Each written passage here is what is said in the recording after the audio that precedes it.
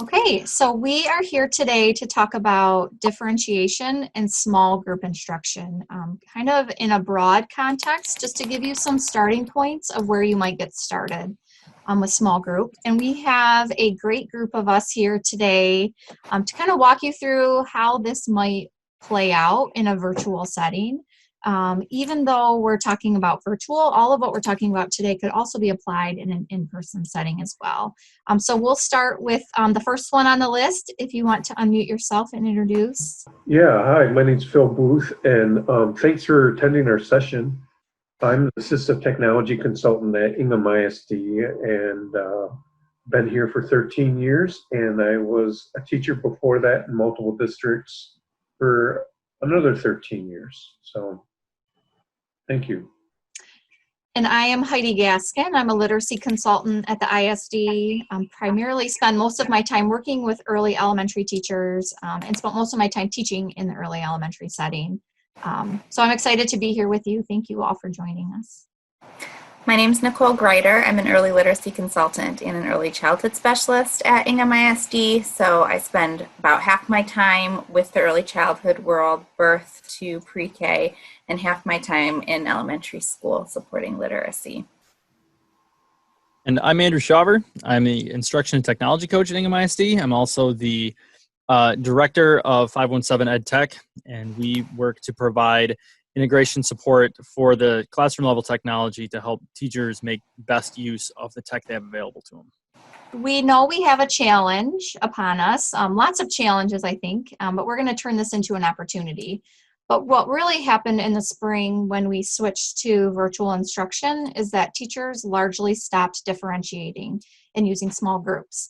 And we know that there were a variety of factors that contributed to this. We were treading water just trying to keep up. There were issues with students not being able to access technology. There were scheduling concerns. But what we know is that small group instruction is a really powerful tool, and it can be especially powerful in a virtual setting in order to connect with students in smaller groups. We know that when students are in small groups, they have the opportunities to respond more frequently. They have more opportunities for feedback. So we really wanted to pull together something to help you think through how you might be able to move forward with small groups in the fall. And so again, the strategies that we're going to share with you today can be applied not only to the virtual setting, which is where we're going to kind of guide our conversation and our examples today, but if you are in a role where you're meeting with students in person, these could all be applied in person as well. And so we wanted to really frame this under the context of 5 guiding questions. So starting first with what is the role of small groups? We know many of you already understand the importance of small groups, but just thinking through like why we know it's important to integrate those small groups. We're going to talk a little bit about the difference between UDL, which is Universal Design for Learning, DI, which is differentiated instruction, scaffolding and targeted instruction when we're talking about meeting the needs of a variety of students in our classroom. We know when we talk about small group instruction, it's really critical to look at data. So we're going to help you think through how you're going to use data in a virtual setting to help guide some of those instructional decisions. We also are going to help you think through how you can proactively plan for individual student need. Phil has a great section on accessibility that I think is critical to help make sure all of our students are able to access the content. And then finally, how do we put it all together? So how do we work through scheduling and the technology needs in order to really make sure our students are set up for success with small groups? So the first question that we're going to think through today is, what is the role of small groups? And before we provide our answer to that, we really want you to take a minute to reflect. So right now, we just want you to stop and think what role small groups play in your classroom. We're seeing some people are looking for support with reading groups, facilitating discussions. This concept of just like meeting with a smaller group of students so we have less distractions, I think is a big benefit to having small groups online. And that's actually true regardless of the age of your students. Mm-hmm. In a synchronous digital session, you're going to have probably a better shot of kids of all ages getting active participation out of a group of 6 or 7 than you would out of a group of 20 or 25. I see Courtney wrote to gauge understanding and address gaps. I think that is a really important thing that we can glean from small group time is like, what are our children actually capable of doing? And it's easier to pick up on that when we are in a small group.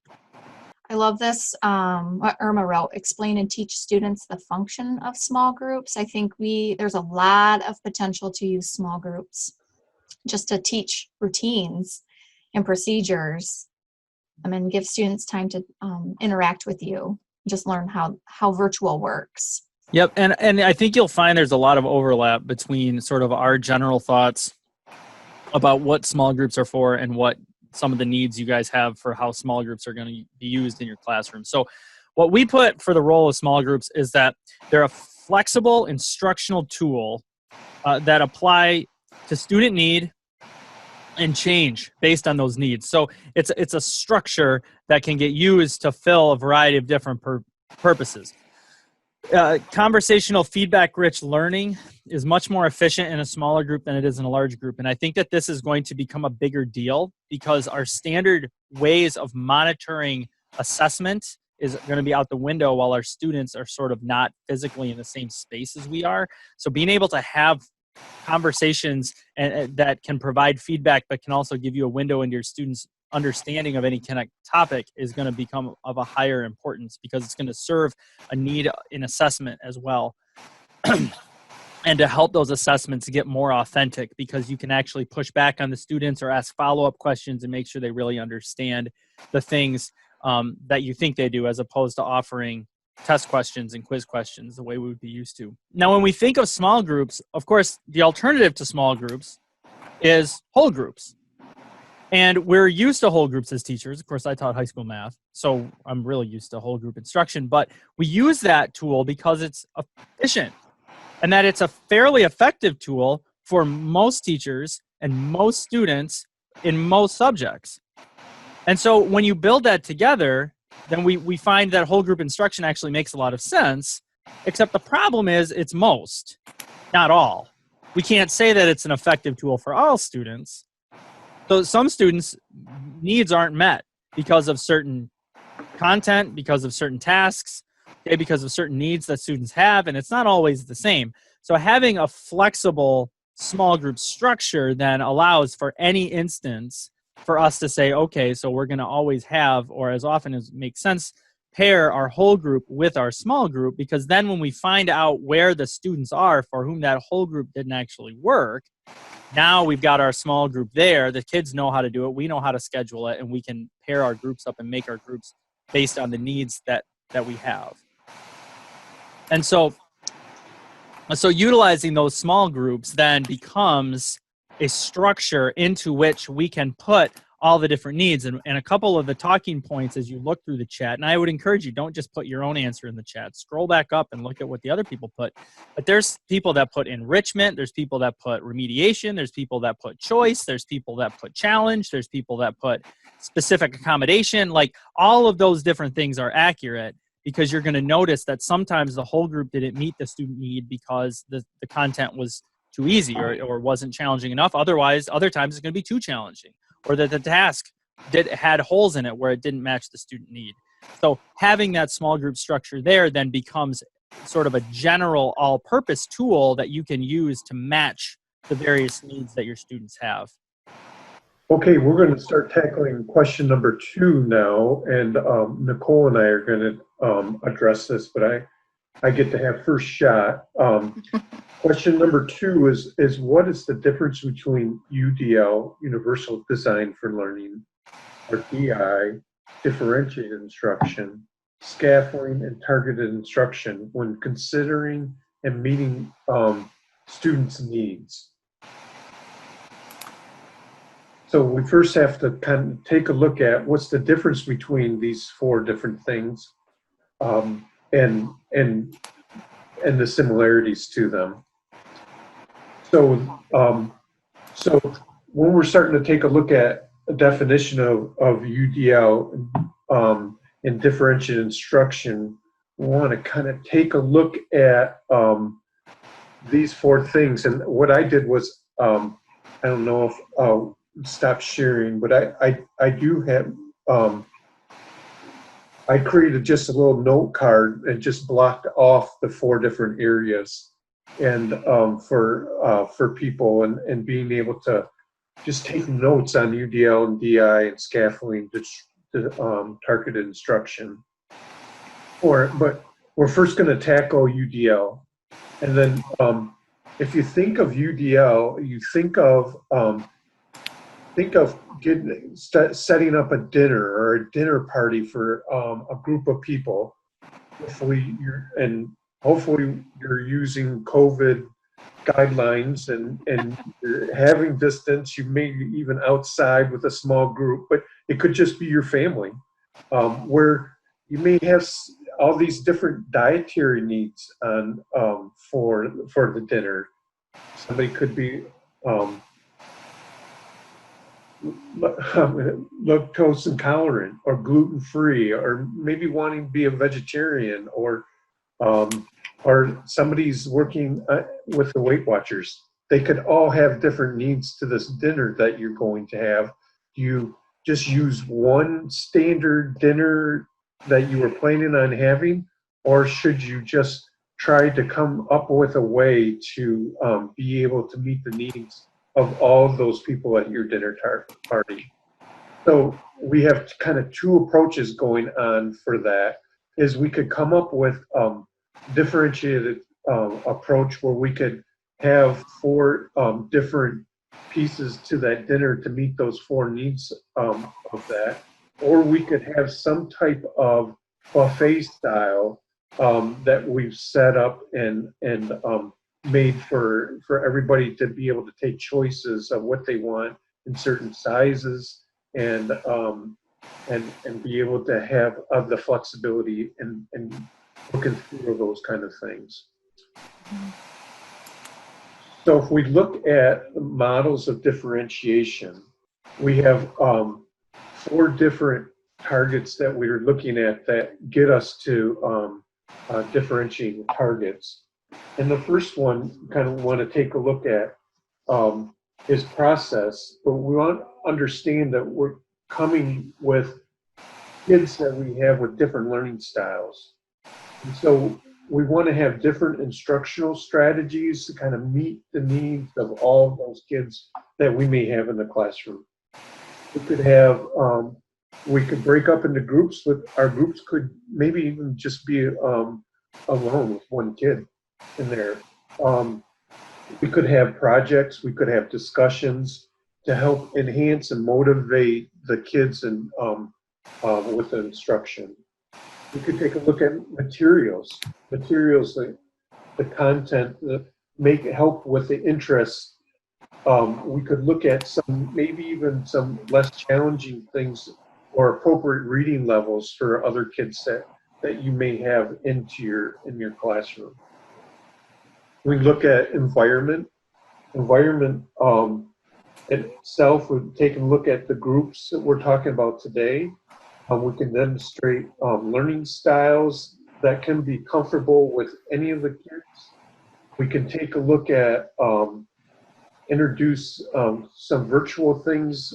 We can introduce libraries that are open to ebooks. We can take a look at virtual field trips. And then finally, the product that we want for that differentiation targets is wanted to be able to express what they've learned in different ways. Could be written. You could have kids that are real tech savvy that want to show off things that they can be able to do. You could have kids that are real social and with your discussions bring out a lot of different things. You could have visual people, kids that want to show things that are real visual for that. This Venn diagram kind of puts everything together with universal design for learning and differentiated instruction. I think when at the top level, we're looking at UDL. There's that. a little focus on trying to fix the lesson. It's not the kids that are broke, it's the lesson that we have to massage or fix to be able to do things. And able to do that, we have to be proactive and taking a look at our lesson plans and anticipating student needs we have. So this is a little bit different from when we started online learning in the spring, where we knew our kids. Now, this fall, we're starting things off with a new batch of kids. We really have to be able to do our homework and take a look at, in my area of special ed, we need to know who these kids are and what their strengths are and what accommodations we need to have to support those kids, along with Section 504 kids that we may end up having. And then if we look at the bottom of this graph, the DIs, maybe we could look at this at fixing the kid. So that ends up being that we're surveying students to kind of take a look and see where they're at right now as best we can, modifying in response to learner needs or preferences that they have, and certain comfort levels that they may still have or not have going online or not online, showing their faces. All those kind of things we need to take notes and identify what kids we end up having for that. And then there's many different things that we can take a look at that UDL and DI are doing a lot of the same things. We're all trying to meet the individual needs and make it as seamless as possible that we can have, and still have a high quality content for all the students that we have available for us.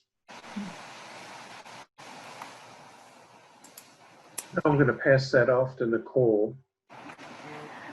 So in addition to thinking about differentiated instruction and universal design for learning, another one of the definitions one of these words that we hear people use when we're talking about supporting student needs is instructional scaffolding. So this is a little bit different than differentiating the target. Instead, it's a process through which the teacher adds support for students in order to enhance their learning and aid in the mastery of tasks. So we know that we really want to know exactly what the learner can do on their own and what the learner can't do. And that learning that needs to occur is right in between what the learner can do with guidance. That's the zone of proximal development.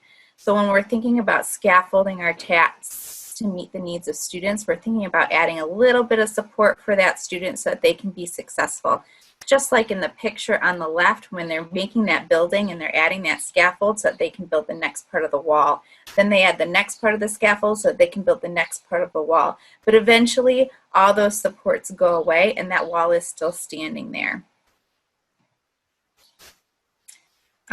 So again, it's not about changing the goal or the target. It's not about differentiating that necessarily. It's about providing students supports as they develop the necessary abilities and skills to reach the targets eventually independently.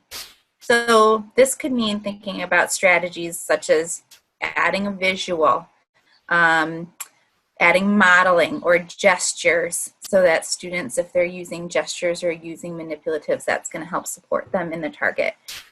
It includes building and connecting to background knowledge, using graphic organizers, providing sentence stems or sentence structures, using intentional small group and partnering, using home languages, creating routines and structures to help support your students, and using rubrics and work samples. So those are just all different ways that we can scaffold student learning. It's temporary and eventually leads to a transfer of responsibility to the student. This is an example of that transfer of responsibility.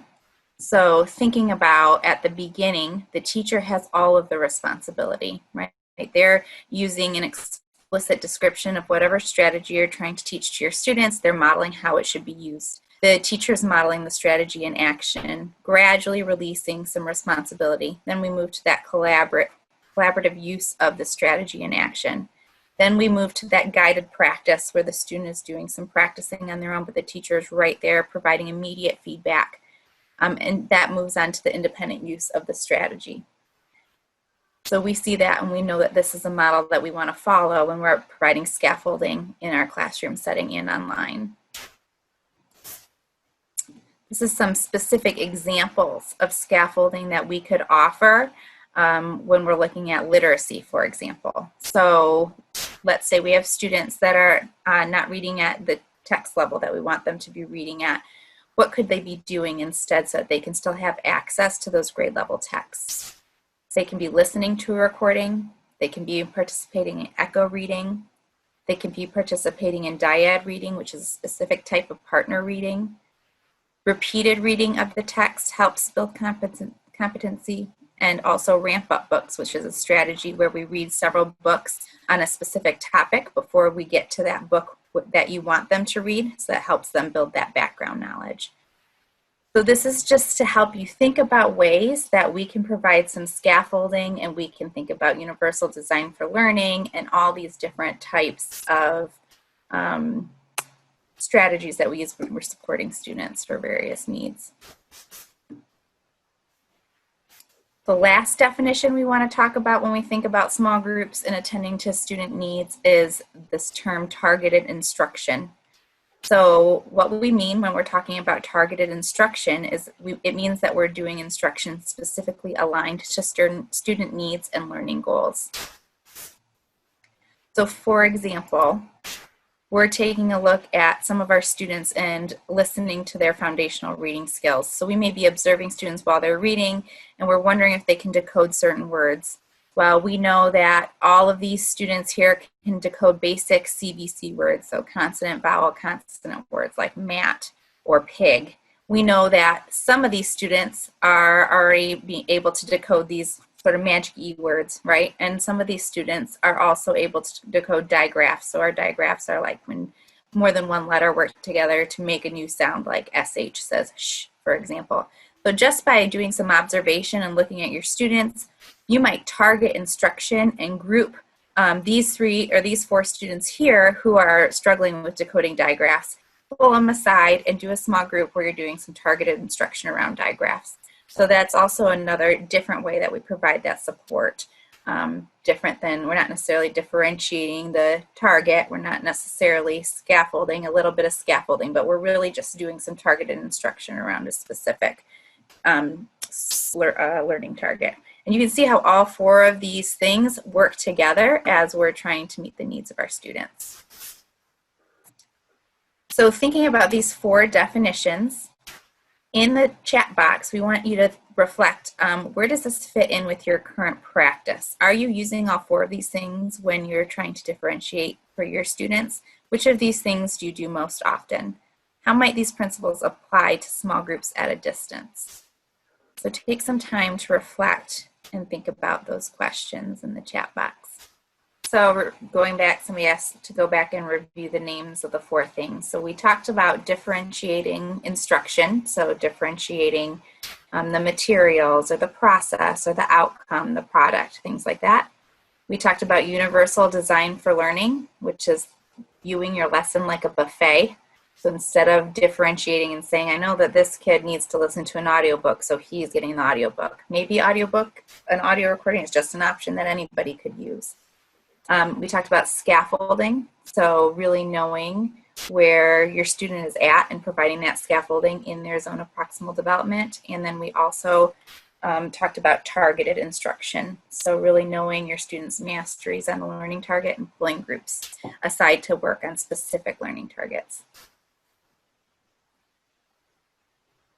You know, the other thing I'm seeing from Michelle is like, I really haven't used UDL, but don't think of UDL as just like a technology thing. It's how you give flexibility within your lesson for having kids having choices on things. So I suspect that you do more UDL things than you may realize that you have. Mm-hmm. Well, and I remember the first time I heard of UDL, it wasn't in instructional practice. It was universal design as far as architecture. And so places we're thinking, how can we make it so that regardless of the situation someone finds themselves in when they're trying to come to our store, they can easily navigate the aisles, they can easily get in and out of the doors, they can check out easily. Like, how do we have to change the way we think so that rather than accommodating for each individual instance, we're creating a space that's much more universally open. And so that applied to instruction as well. Rather than thinking of all the different unique little accommodations you got to make, how can you provide something that's open and flexible enough so that it's able to be accessed by everybody? Yeah, that's a great point, Andrew. And I think the main thing that you have to focus on too is we're at a point right now in the beginning of August where we're setting up our classrooms and thinking about how our classrooms are going to look at. Like, that's when we're setting up that structure, like Andrew was just talking about right now. It's the hard part is when you have already have this lesson or this unit taken care of, and now you're trying to add in accommodations, whatever they may look like. That's retrofitting, and that's when it gets hard. Okay, we are going to shift into question 3, which is the role of data. So how do we use data to guide decisions for our small groups? And when we're talking about data, we think it's first important to talk about some different grouping strategies. So in your mind, you might have an idea of what small group might look like. So maybe in your classroom, you had a way that you always did small groups. And so in the virtual setting, we might need to kind of rethink small groups to be able to accommodate a variety of schedules for families, or to even provide some different kinds of learning experiences for students. So we're going to just take a minute to look at 4 different ways that you might group students.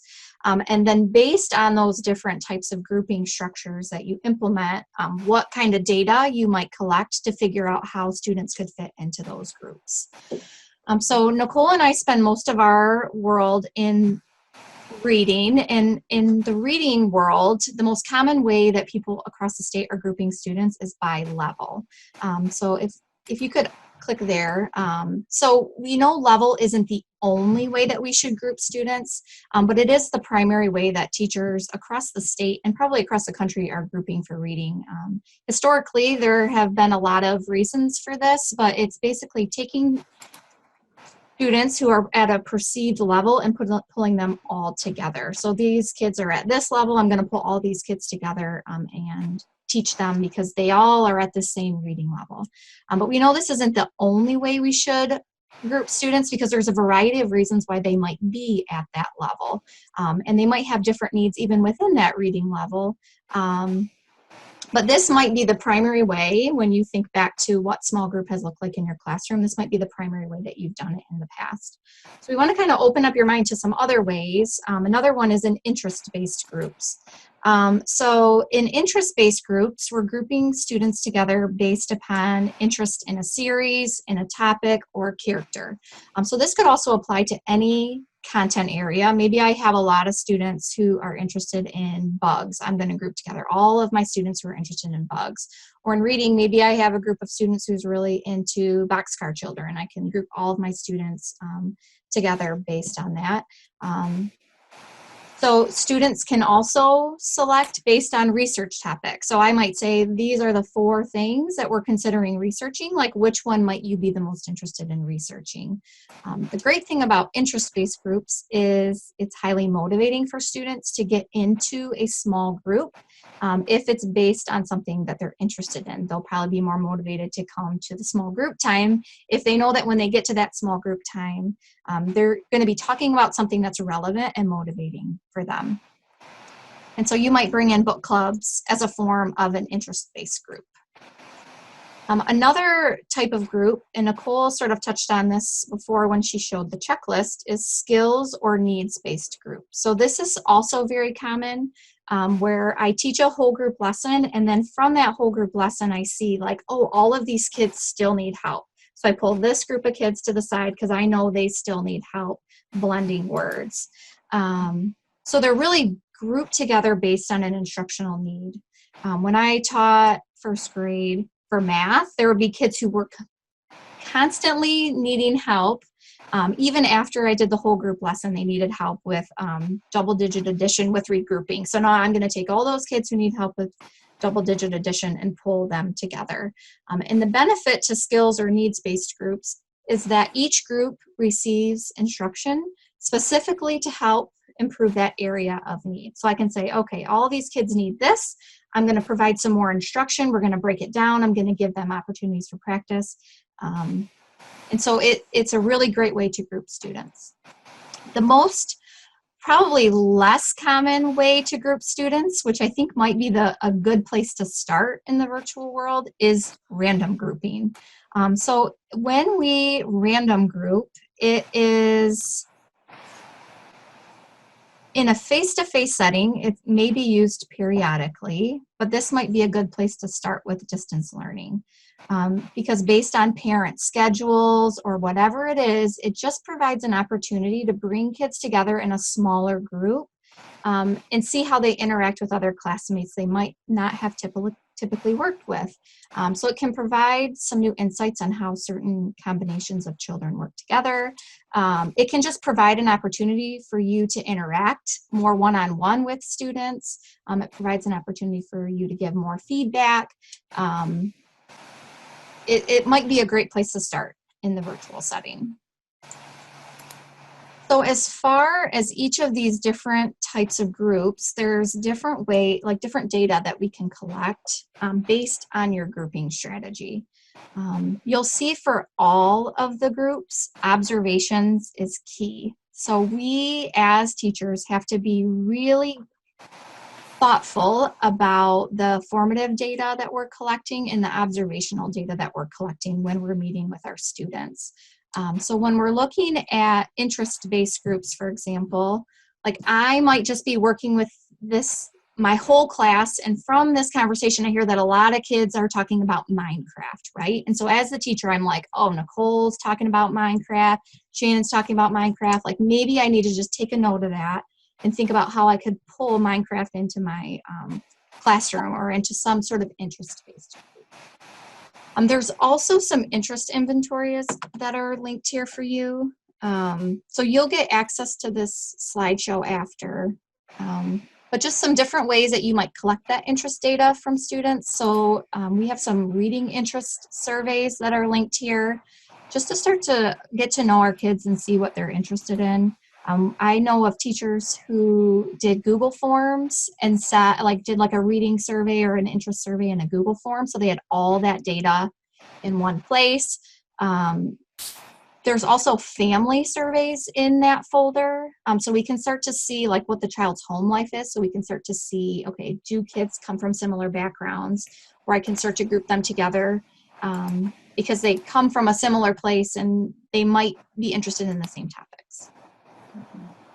As far as level-based groups, which is most commonly used again in reading, again, our observations when we're listening to students read is really important. Our baseline assessments are going to become really important. We also use running records to figure out where those students are at in their level.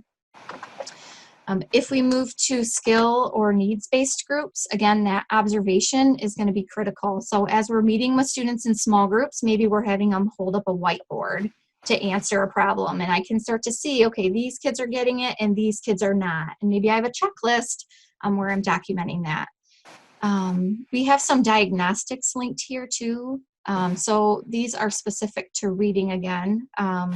But if I see that I have some kids who are struggling with phonics, I can start to dig in and see, okay, what are the causes for that? And a diagnostic is just a way to dig deeper and start to see what is really causing those issues. Formative assessment, again, is critical. So when you are live with your students, really taking note of, okay, which students are getting it and which students aren't. I have been getting lots of questions from teachers lately about assessments. Like, how do I know the kids actually know it if I'm sending home a Google form?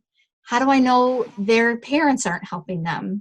We don't know, right? If it's all going to be online.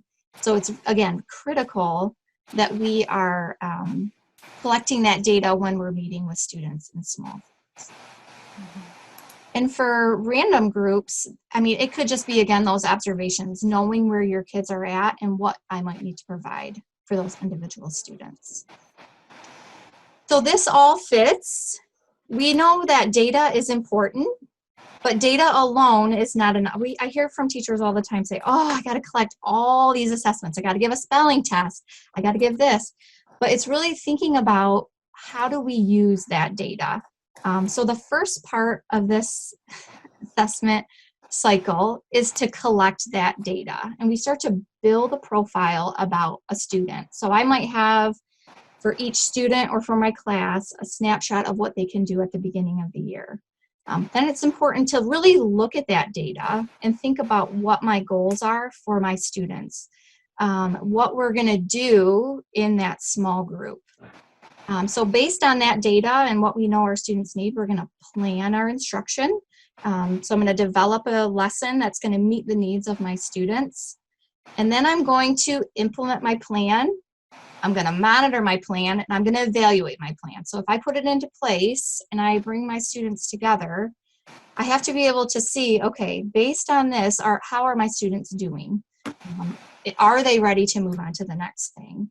And so I think we have to be thoughtful about which data we collect, but then also using that data to plan for instruction and revise our instruction based on the data that we collect. We have, I'm just going to put a plug out there. We have, if you are an elementary teacher, we talked about 4 different grouping strategies today. We have an entire session that kind of unpacks each of those strategies a little further. It's on August 19th, Nicole, right? Mm-hmm. So if you're interested in learning more about the different grouping strategies, we do unpack that more in a full session. So that might be something that you're interested in. So taking a minute, now that we know about those 4 different ways that we might group students, we want you to just take a minute to think about how you might implement these into your remote learning. So take a second in the chat box and think about, of those 4 models, like where might you see yourself getting started? Which one, fits naturally for certain settings, or just how do you see that fitting into your virtual environment? There's a question in the chat about what would we recommend, or what do we think might be best for online teaching? So a great place to get started, we think, is with random grouping. Just simply providing a space for smaller groups of students to come together to provide those like smaller groups interactions with the teacher. And so if you are going to get started with anything, that might be a good place to get started. Yeah, sometimes that you might be forced into that based on the schedule of the students that you serve, right? Mm-hmm. So you might be bringing kids together just only because that's the time they have available. And, the great thing about having a smaller group is you're automatically creating more opportunities for feedback and practice simply because there are fewer kids there. So the teacher can interact with them more often. So even just doing a random group is going to be effective for that reason alone.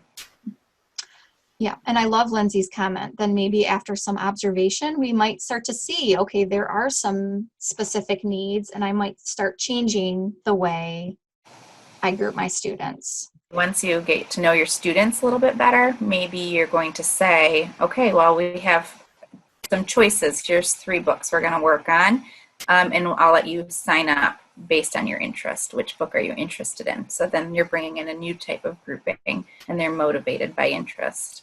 I think with any of them, and we're going to talk about this a little bit towards the end, it's thinking about if we are going to restructure our groups, like how we're going to communicate that with families. Like we want to create a schedule that's consistent for families, but also knowing that we need to have some flexibility with our groups.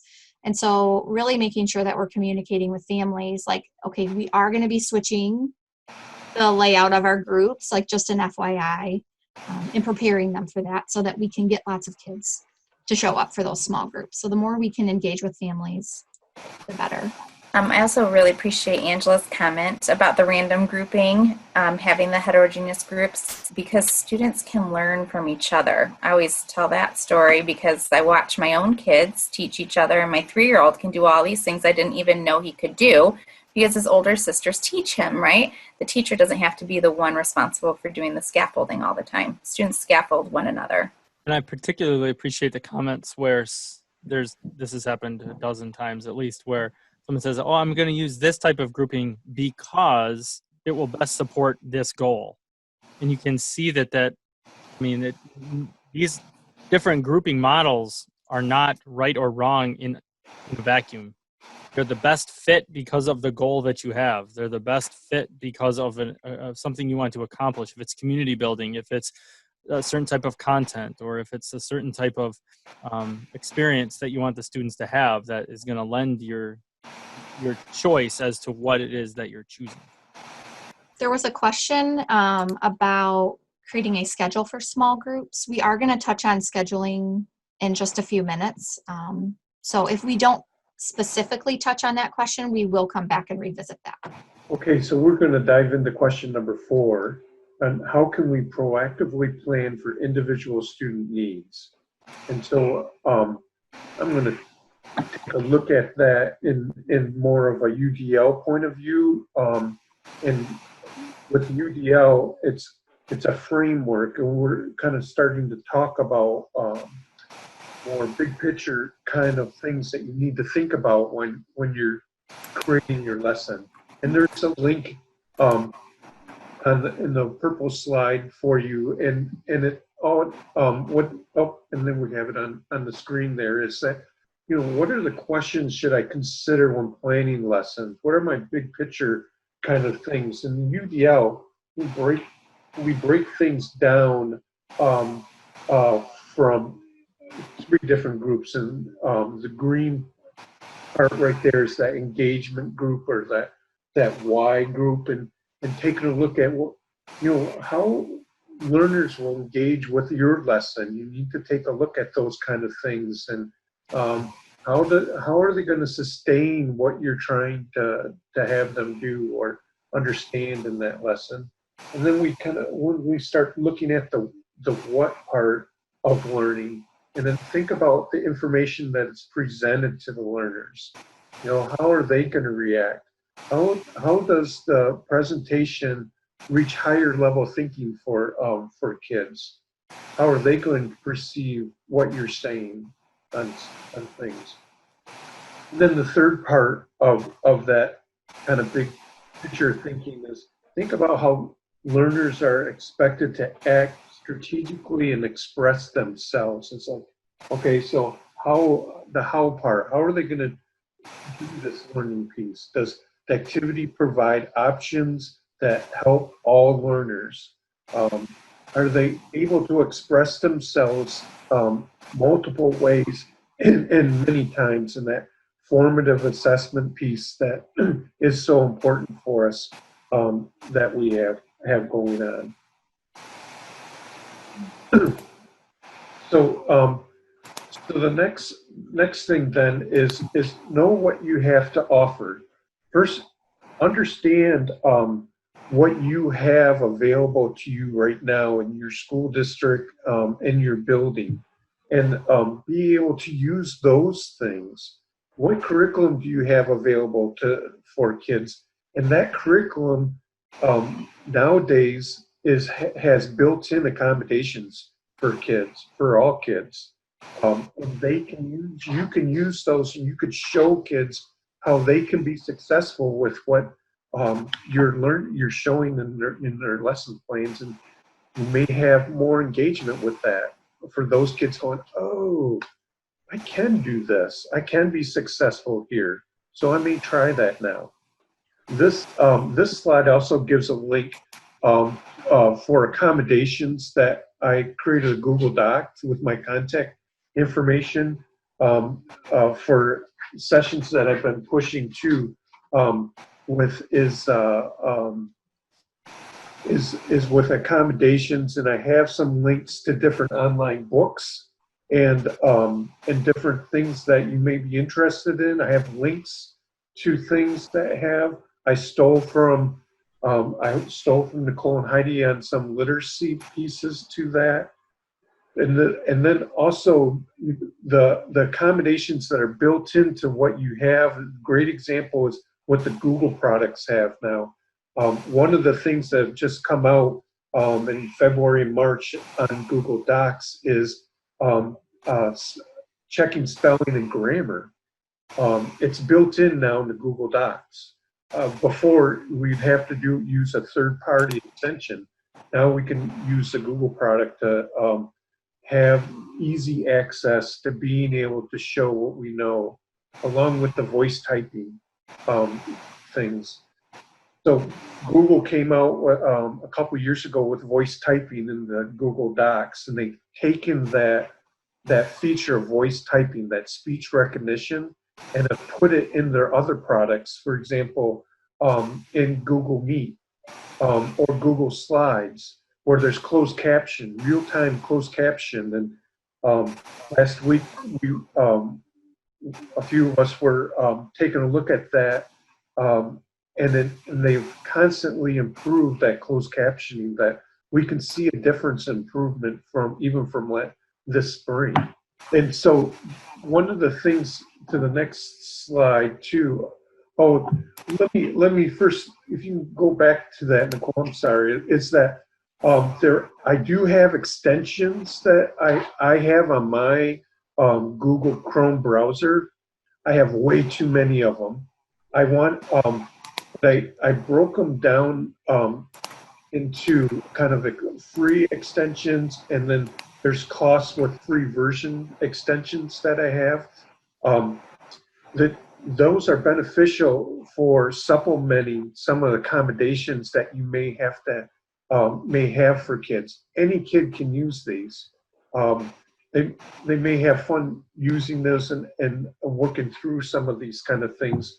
But one caveat for you is that if kids need to be using their school account or their school Google account to get into Google Classroom and different products that Google has for the kids under the G Suite. When we're talking about extensions, those are pretty much locked down for any district. And you need to work with your IT people to come have your students be able to have some of these.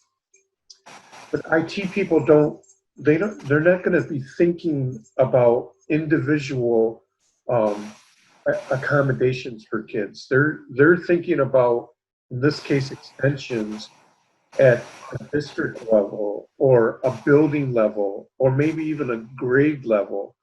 So if you're looking to have some extensions or accommodations for your kids in the classroom, maybe you have to start talking with other sixth grade teachers, or maybe your principal or assistant principal, and then go to the IT department and then or your representative at the IT department and say, okay, I would like to have these 3 extensions for our kids in our building or for the 5th graders.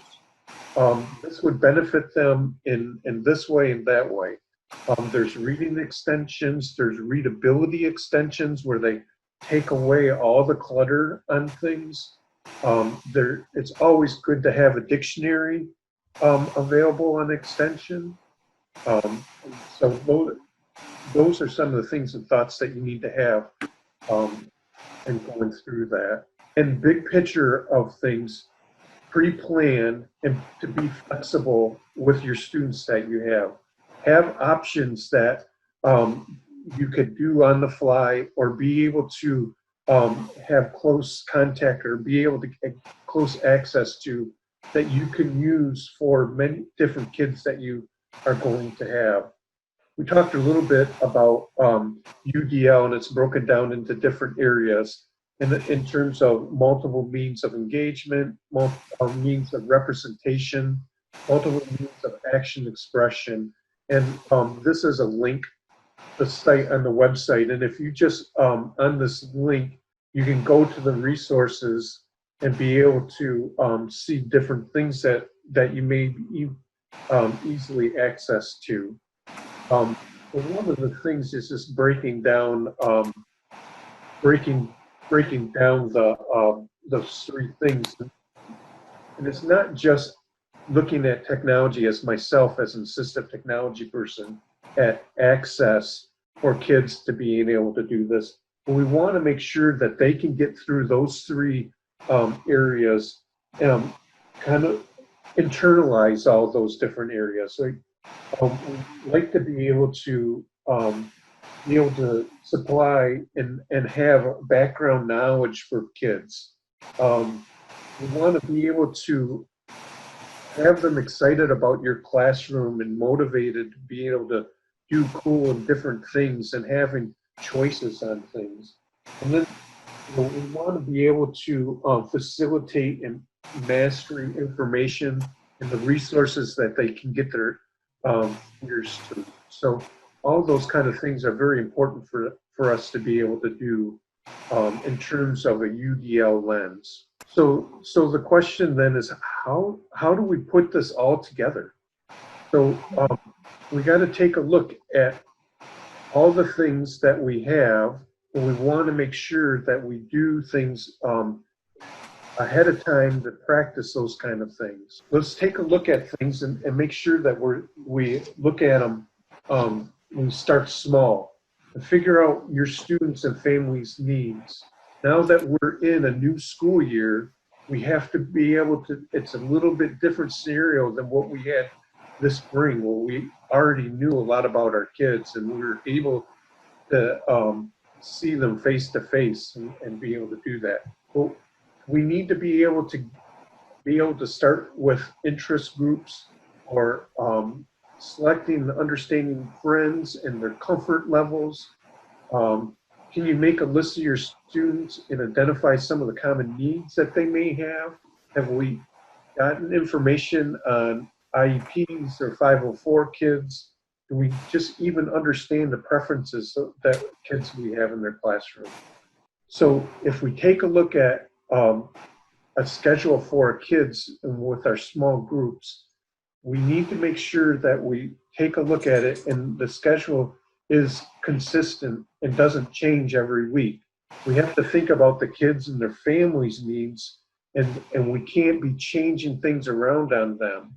We have to come up with some consistent way of setting out schedules. Maybe on a Sunday night, the schedule gets sent out or Sunday morning, so the families have time to be able to adjust and figure out what the schedule is for the rest of the week. When do they send out the schedule? Different types of groups. When we talked about mixed groups, we talked about initially taking a look at groups for interest and random groups that Heidi showed us. How many kids are we talking about? How big are these groups going to be? How small do they need to be? And then how do we meet? If I could add one thing in there too, we know that some teachers were being flexible with families and seeing that a lot. Like if it was difficult for the families to meet during the day, like providing some options, like towards the end of the workday or in the evening, for kids who might not be able to ever get there during the day. So that might also be something that you think about, is like thinking about a traditional school day and how we might need to be a little flexible in some cases for those hard to reach kids. Also knowing your boundaries, but thinking about how we can meet the needs of our students. And this came up a little bit earlier when we were talking about knowing what you have to offer. But there really is no substitute for you being like fluent with the different tools you have available to you, to having a nice variety of extensions, to understand the things that are built into your curricula, to know the tools you have available through Google and some of these other school-provided platforms that give you the ability to enhance that collaboration and make those small group times more functional, so that it's not just getting the kids together and doing the same types of things again and again, but it helps you to provide that variety. If we go back to the buffet style metaphor for UDL, it's hard to create that buffet if the only thing you know how to make is pasta with sauce. Everybody's getting pasta with sauce, right?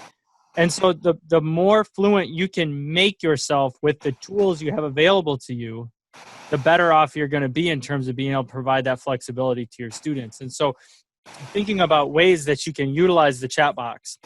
And we modeled that here, okay? This is a bigger group, and so it became more of a necessity. But like, could you have the students type a thought into the chat box and then use that as a way to launch into an idea? Jamboard is one of the newer and less explored pieces of the Google suite. Get in there and look at Jamboard. Click on that link. There's a video in there that kind of just gives you a short little introduction to what it's like, but it's like a whiteboard tool, a collaborative whiteboard tool. Google Slides and Google Forms are both very flexible tools that have been around for a long time. And in the ed tech world, a tool making it to its 10th anniversary really means that it has provided a lot of value. It's very stable, and that you can count on it to be an effective tool. So those are both things as well. And then even outside the tech realm, do we have tools that we can send home with our students? We're taking a lot of time. A lot of tech departments are thinking about how we can get, Chromebooks or iPads home with the kids, but maybe we could get pencils and rulers and crayons and markers and whiteboards that they could color on and hold up, notebook paper, things like this to provide at-home toolkits. If you're a math teacher and they're going to need protractors and specific types of tools, are there ways that we can creatively strategize ways to get those tools to the students and get them in their hands?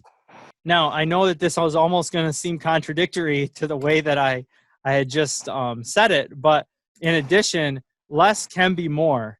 So while I say very much, be fully aware of all the different tools you have and be functional and comfortable using them, that doesn't mean you have to use every single tool. That doesn't mean you have to make use of everything that's available to you. You just have to be able to take best advantage of the things you have available to you to meet the needs of your students and to meet the needs that the content brings to the table when it comes to pushing your students toward those high-level goals we know that they're capable of. And so this quote, I think, is really effective one from a professor from U of M. Select a small number of digital tools and use those a lot. Okay, once you get a pattern set for the tools are high impact, for the strategies provide good results, for the ways that your students are able to engage, continue to go back to that, because you're gonna find that there's a nice balance between a little bit of unpredictability so that your students always find it fresh and interesting, but a fair amount of consistency so that your students can adjust and know what they need to do to be successful. Google Meet, this is just a quick little, hey, be on the lookout. Google Meet is adding some updates. This news broke earlier in the summer.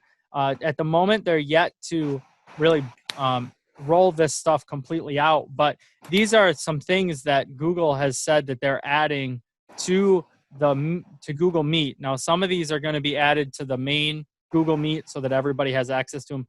Others of them are going to be added to the premium enterprise account. So some of these you may not see if your district doesn't purchase the full enterprise account of Google Meet. But be on the lookout for Google Meet adding these things so that you're able to add that additional level of collaboration and opportunities to respond into your small group sessions, because we know that those things really take the small group structure and add a lot of value in terms of helping the students engage with the content for the sake of their learning.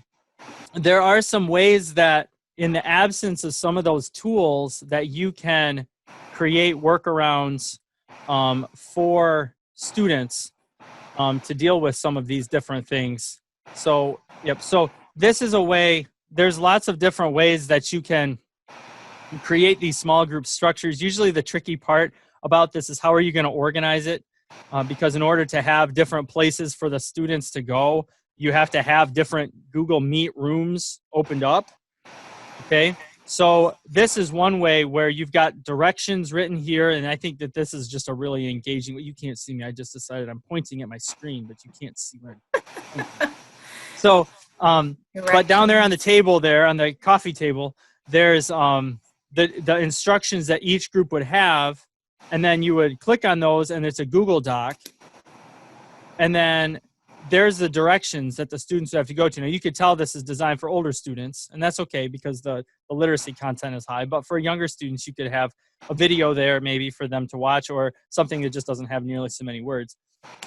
And then up in those different rooms are the breakout rooms that the students would go into, and then those open up to Google Meets.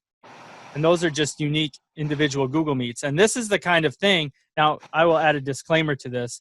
If I would advise always to have an adult sitting and waiting in each one of those.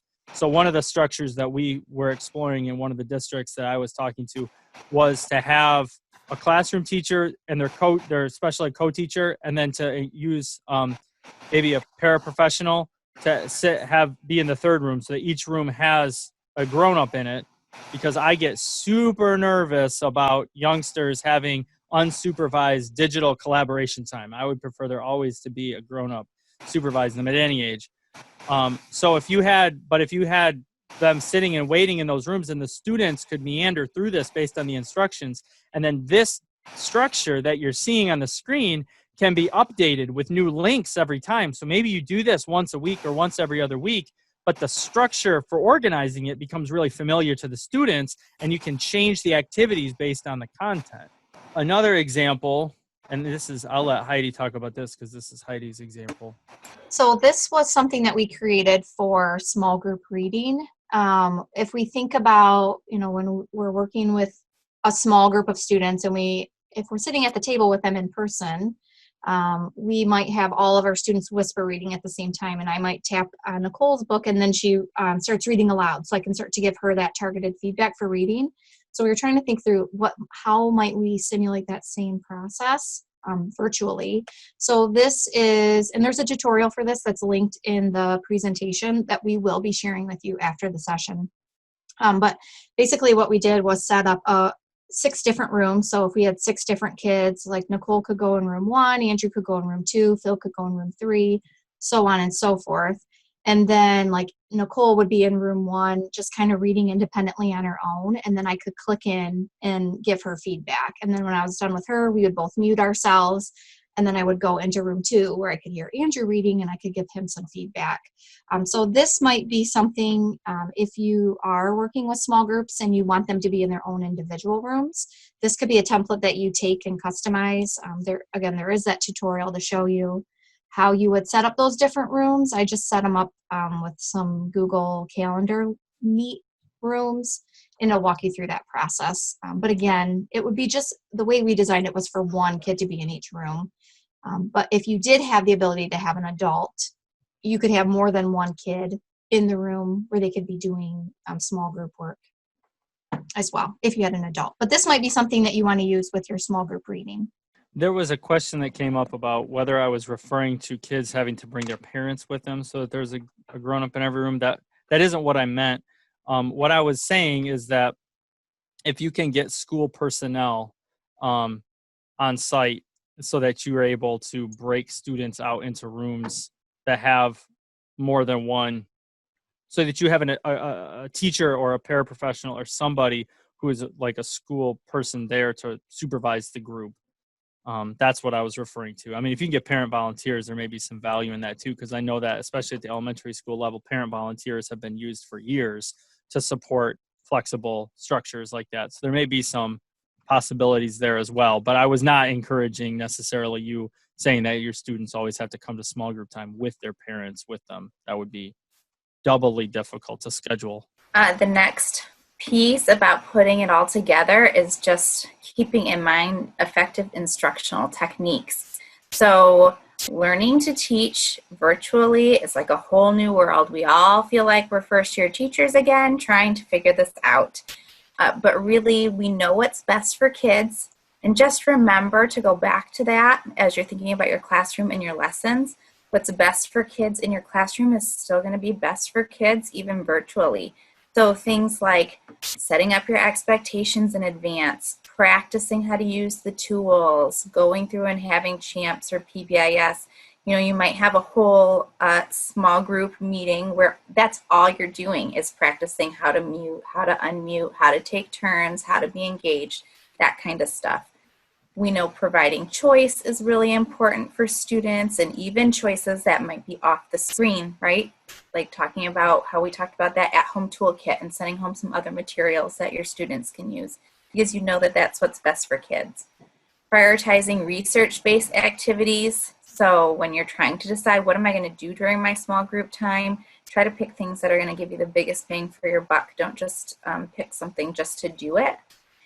Supporting the development of executive functioning, which is huge, because Andrew always says when we ask kids to do one thing, it's not just one thing. So we might say, make a choice and figure out what work you're going to do today. You can do this, this, or this. But then really you're asking that kid to, one, make a choice, two, be able to plan their day, like how long is it going to take me to do this activity? What materials do I need to do this activity? How will I know that I'm doing the activity correctly? Just thinking about how can we offer supports for some of those executive functioning skills when we're planning our lessons. And then of course using our engagement techniques. Same techniques that you're using in your classroom, you can use in a virtual setting. Here's an example up here with the CHAMPS worksheet. This is just specifically for virtual. So thinking about CHAMPS conversation. Can students use the microphone? Does it need to be muted or unmuted? Are they allowed to chat in the group chat? Are they allowed to chat privately to other students? What do they need to do to indicate they need help? Do you want them to raise their hand? Do you want them to press the hand raise button? How are they going to tell you that they need your attention? What kind of activity are you doing? What movement is allowed? Can they leave the screen to use the restroom whenever they want? Can they stand up and move around? I mean, this really just helps you think about what your expectations are so that you can make it clear for your students. So this is linked in here for you to use, but taking time to set those expectations up is really important. Another tip for your small groups is even assigning roles. So students need to have a job. When they have a job and they feel important, they're more likely to be engaged. So do you have maybe a timekeeper, a reporter, a note taker? You could have that type of job structure. This other poster over here, the Fab Four, it comes from reciprocal teaching, which is like a reading strategy that you can use with older grades.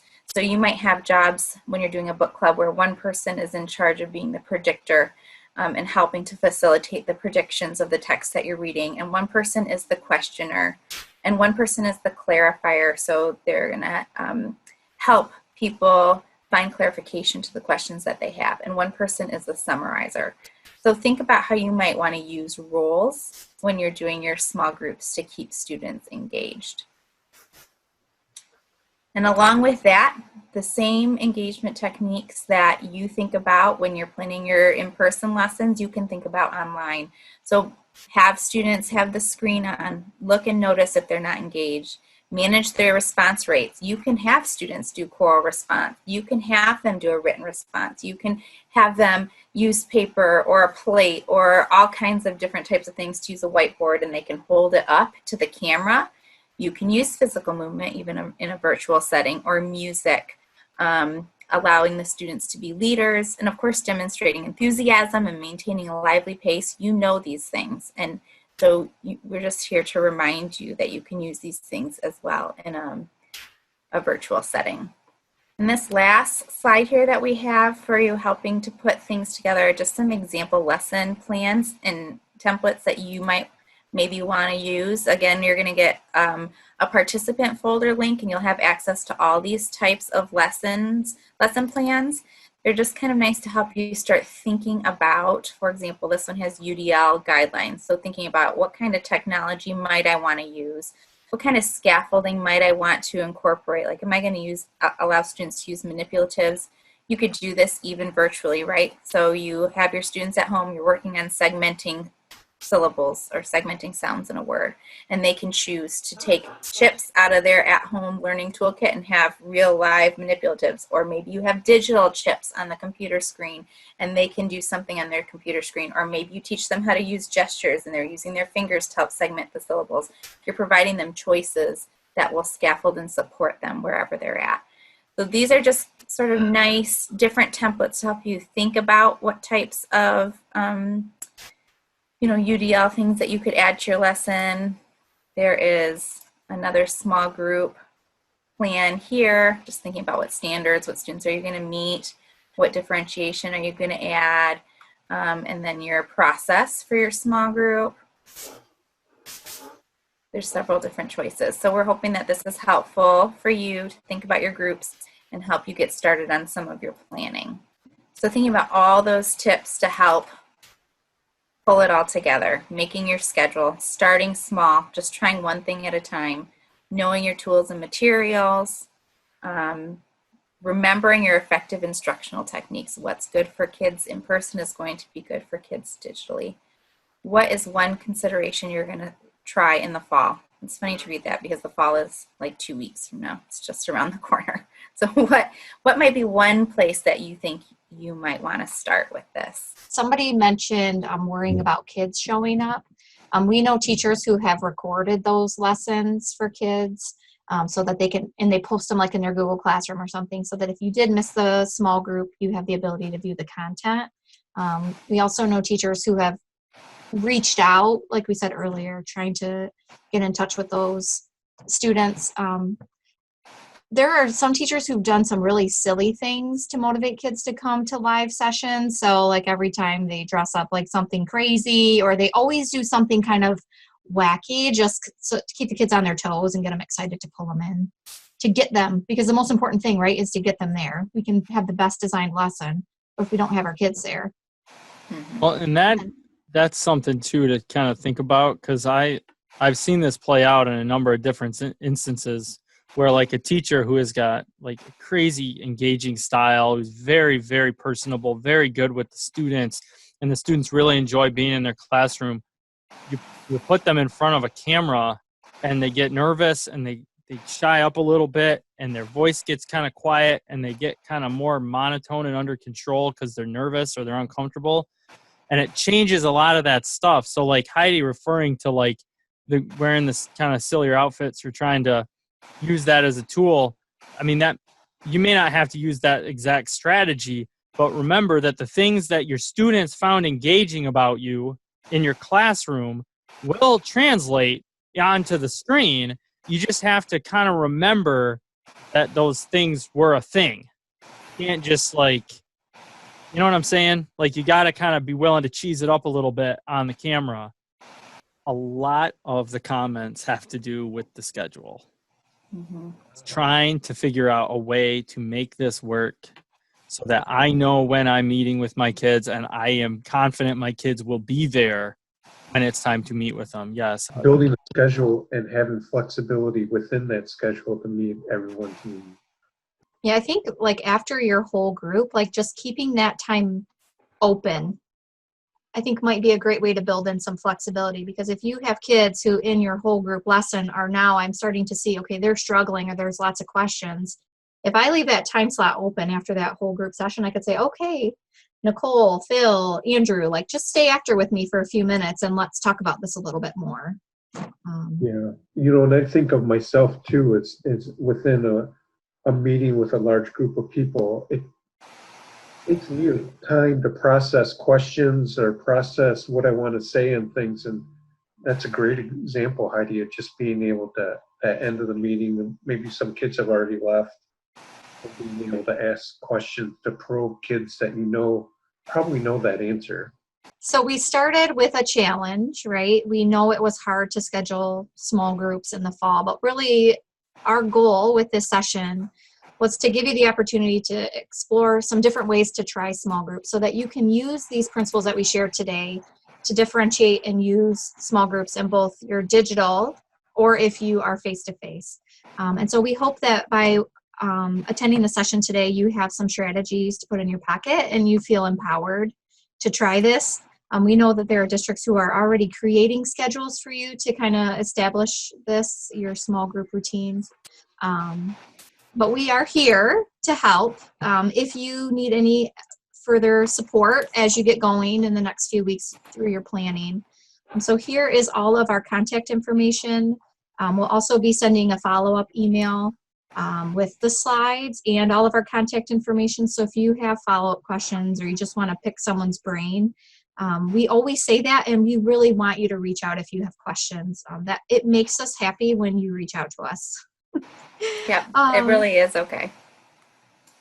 So we have also a participant folder for you that we're going to drop in the chat